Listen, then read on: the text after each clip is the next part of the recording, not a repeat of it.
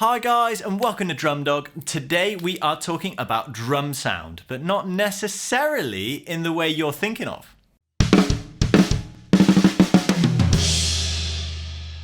Now it's highly likely that as a drummer, at some point in some scenario, you've heard a phrase a little bit like this.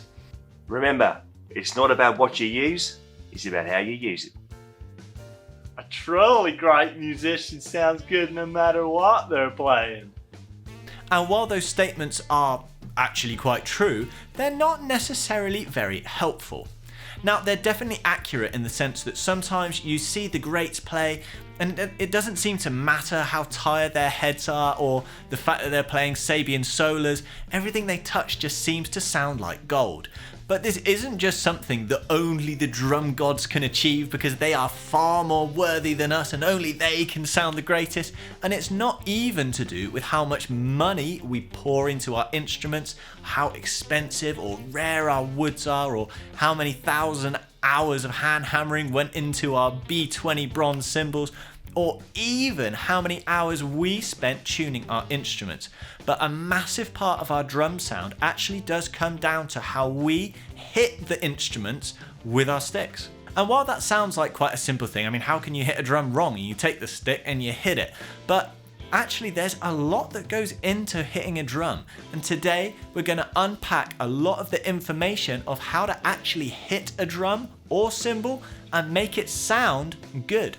Now, starting at the bottom and core of the kit, we're going to talk about the one drum that we're actually not playing with sticks, and that is the bass drum.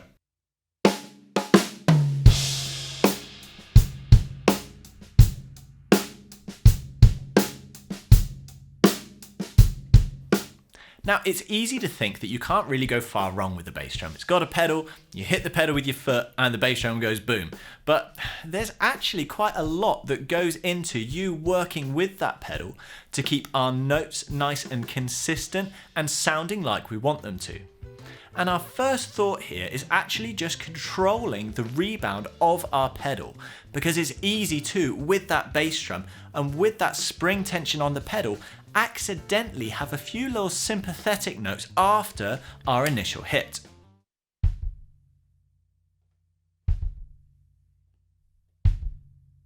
And these notes may not even stand out to you as being obvious while you're playing because they are so much quieter than the main hit.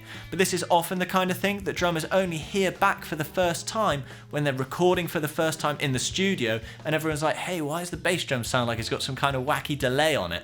And this is something that you want to get under control before that first studio experience.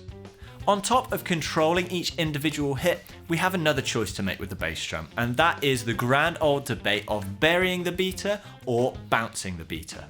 Now, by burying the beater, all it means is we're hitting that bass drum with the beater and then we're keeping it there. We're not letting any rebound come back out of the head, we're just burying that beater into the head.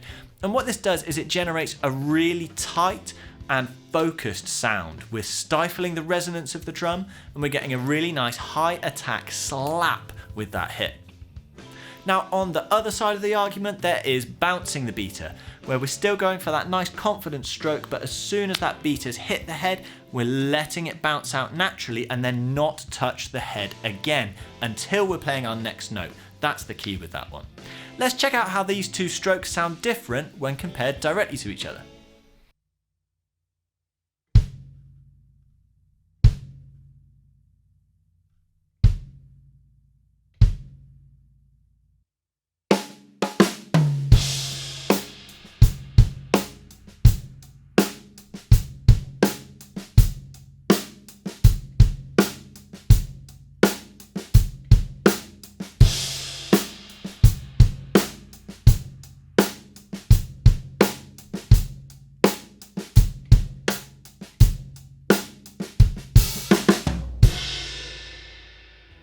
Now that we've got that bass drum dialed in, our next most important drum for 90% of our playing is, of course, the snare drum.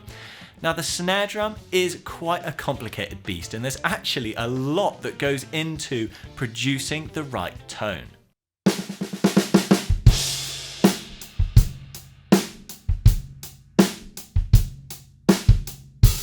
Now, I think the biggest thing and the easiest mistake to make with the snare drum is as simple as this, and that's not hitting it slap bang in the center. If you're looking for that big fat backbeat and that really focused punchy snare sound, then you have to be hitting that snare within the center of that head. You imagine the size of about a tin of beans, a tin can, right in the center of that snare head. That's where you need to be aiming. And that actually is very small. When we consider the average snare is actually a 14-inch diameter, and to only be aiming sort of within the central 2-inch diameter, that's a much smaller target. But again, especially in the studio, if we're not hitting the center of that drum, if we're catching it towards the edge, we really do lose so much focus in that backbeat.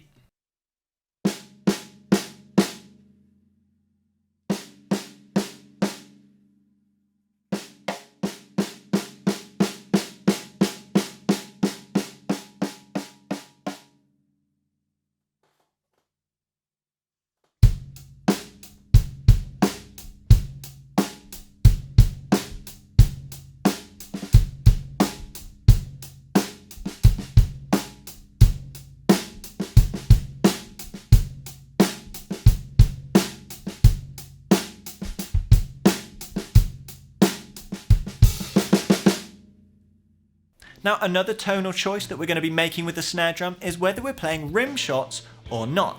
Now, for those of you who don't know, a rim shot is when we're hitting the head of the drum with the tip of the stick and we're hitting the hoop of the drum with the shoulder of the stick at exactly the same time. Now, the sound that this produces has much more attack. Hitting that hoop really brings out a snap in the drum that you don't get with a regular hit. Now, there's nothing wrong with playing rim shots or choosing not to play rim shots as long as you're making that conscious choice whether you want to use them or not. Now, some gigs and some pieces of music, rim shots are going to be absolutely essential. But in the same vein, some other gigs, rim shots are going to be absolute overkill and we're not going to want to use them at all. So what's really important is that in your snare hand, whether it be your right or your left, you're super confident in playing rim shots or not rim shots whenever you need them.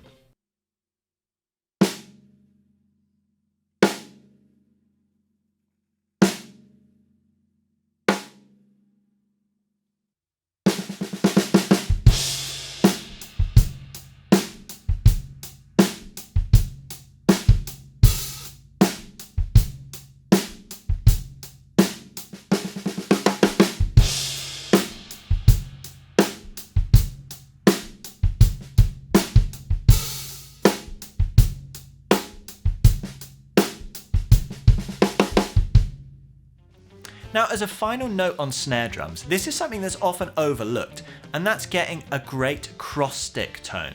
So that's when we're resting the stick on the head and we're just hitting the rim of the snare with our stick to get that nice little quiet, subtle snap sound.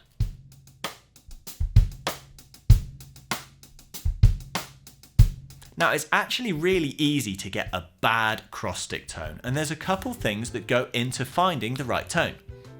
Now, number one is how far across the drum you're holding the stick. So it's easy to think of this one as how much gap between the tip of the stick and the edge of the hoop. Now, if the tip of that stick is too close to the hoop, we get a really thin and tinny sound. But on the other end of the spectrum, if it's too far away from the hoop, we get a really low-pitched and woody sound which doesn't cut through. Now, the sweet spot for the right tone does change from drum to drum, so experiment with your snare and find out what sounds sweet. But as a general rule of thumb, it's usually about 1 inch to 1.5 inch gap between that tip of the stick and the edge of the hoop. Check it out.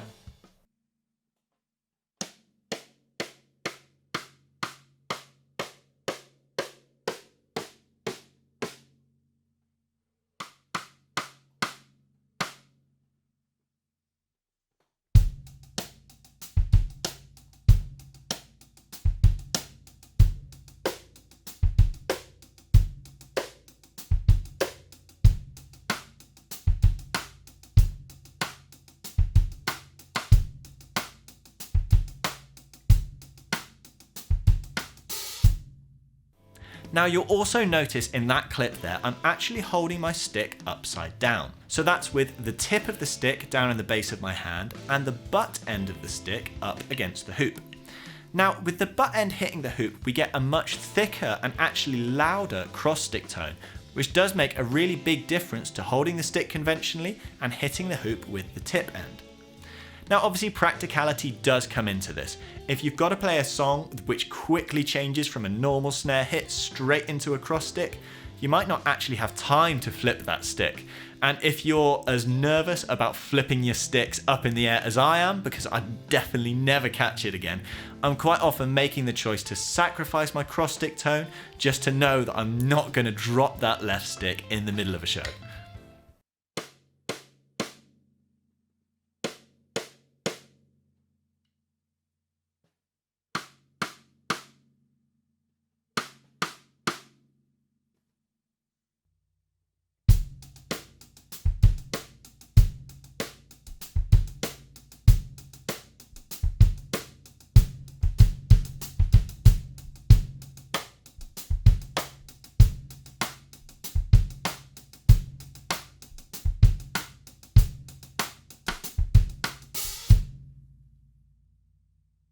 So moving on to the other drums on the kit, and we have, of course, the toms.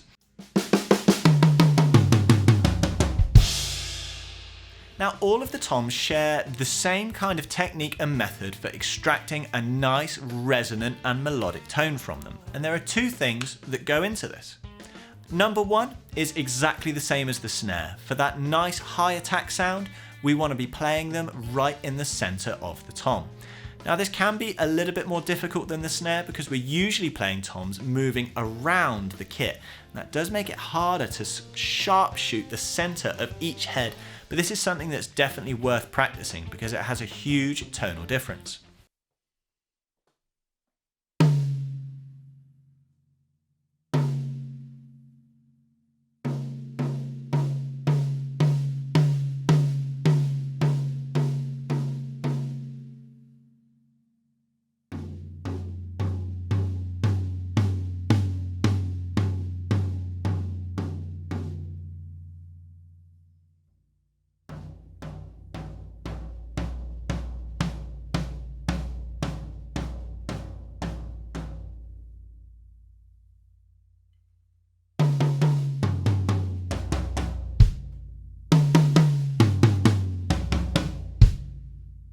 And number two for the tone that goes into toms is actually rebound.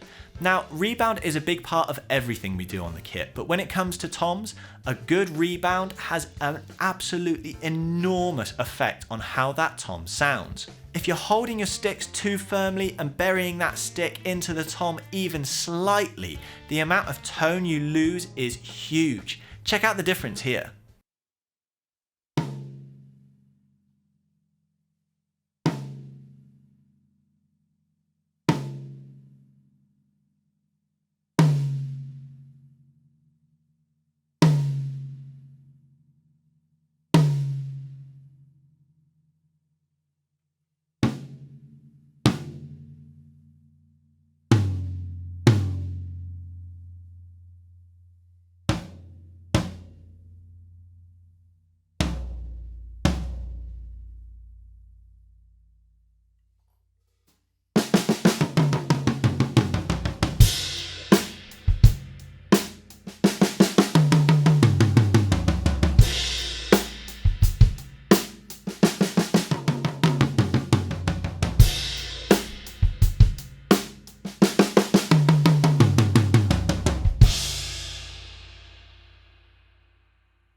Now that really does go to show how much a nice loose but controlled grip goes a long way towards a nice tone.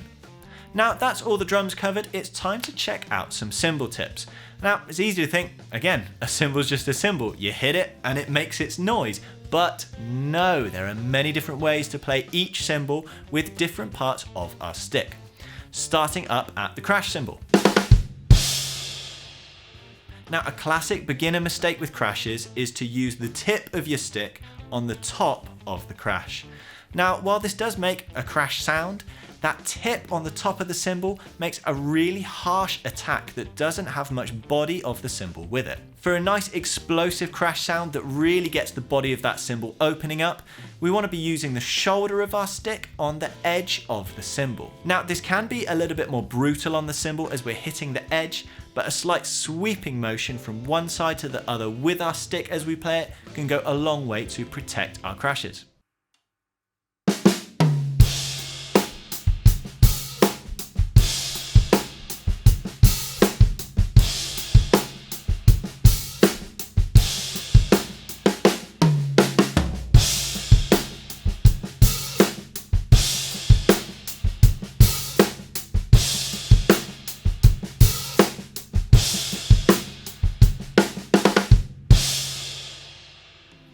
A similar situation is true when it comes down to the hi-hats.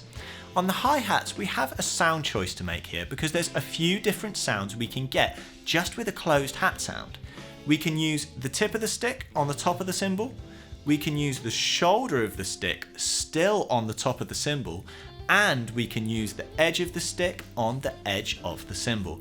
Now these give 3 different tones, each with their own attack and body that we can use for different sound choices for different tracks.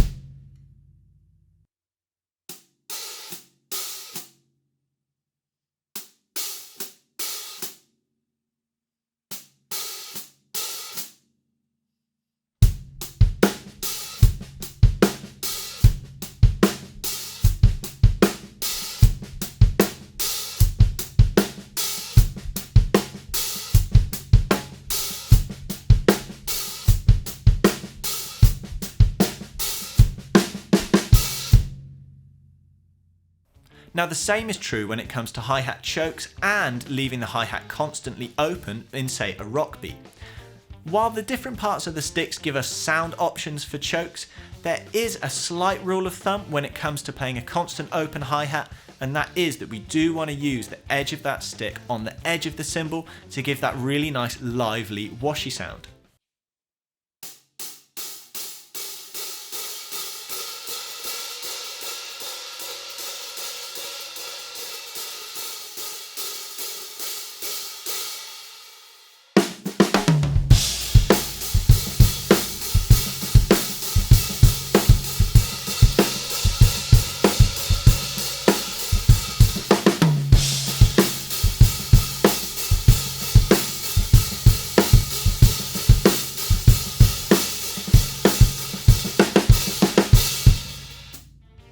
And finally, that brings us to the ride cymbal.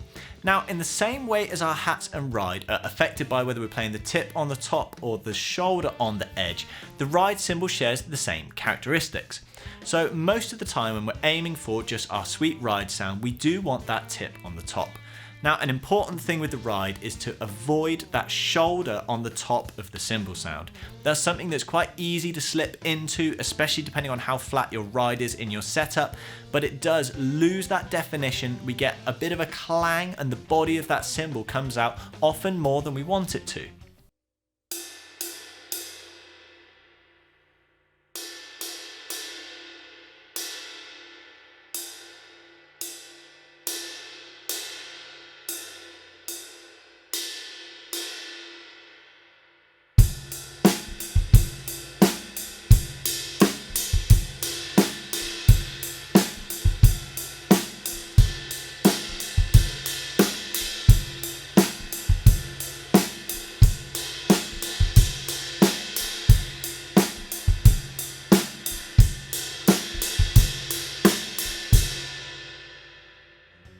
But when it comes to playing the edge of a ride cymbal, this is something that makes a big difference from ride to ride. Some rides sound absolutely fantastic when we crash them and really let them open up for a bit.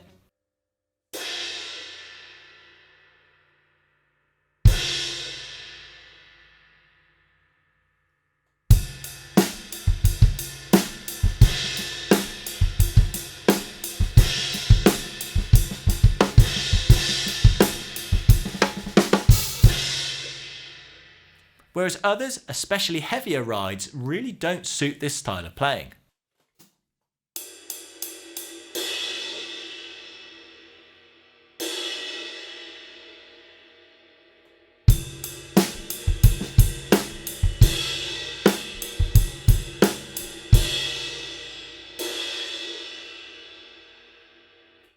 Now, another thing to think about with our ride cymbal, even when we're just using the tip of our stick on the top of the cymbal, it makes a huge difference where on that cymbal we're actually playing. The closer into the center by the bell, the more definition we get and the less sustain and body we get. And the more we bring that out and play closer to the edge, we start to lose some of that definition and get a lot more body. So again, depending on how much wash you want on that ride sound and how much definition you need for each note, is going to change where on that cymbal you're going to be playing.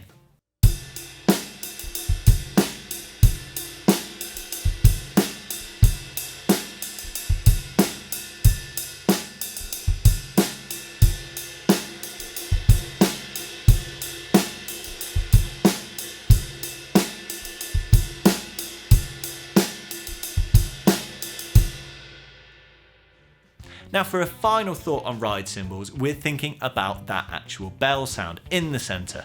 Now there's two ways to play the bell. We can play with the tip on the top of the bell, which makes a very sweet sound, but more often than not, we're aiming for that slightly more grunty and cutting sound of the shoulder on the edge of the bell.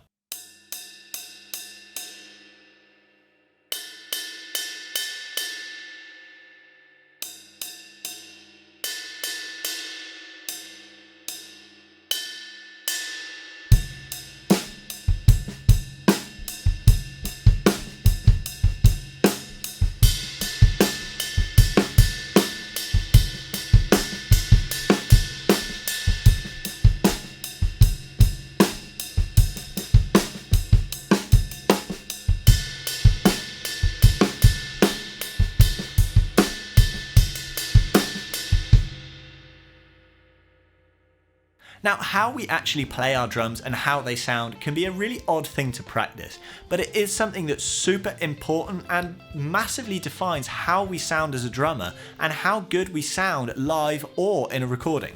Now, as I've said throughout, a lot of these tips are going to change massively depending on what type of music you're going to play, and even what room or what instrument you're playing. But unfortunately, we can't get away from the fact that how we play these instruments with our sticks and where on the sticks does have a huge effect on how we sound as a drummer and how well our beat fits into the music that we're playing. Now, I really hope this video has been useful for you guys, and I really hope you can take this information, take it to your kits, and hear your gear sounding better than you've heard it sound before, and maybe not even need to replace that snare drum you thought wasn't sounding quite right. If you want to check out more lessons like this, don't forget to subscribe to the channel, and for full-length lesson packs, don't forget to visit our website, drum.dog. We'll see you again soon.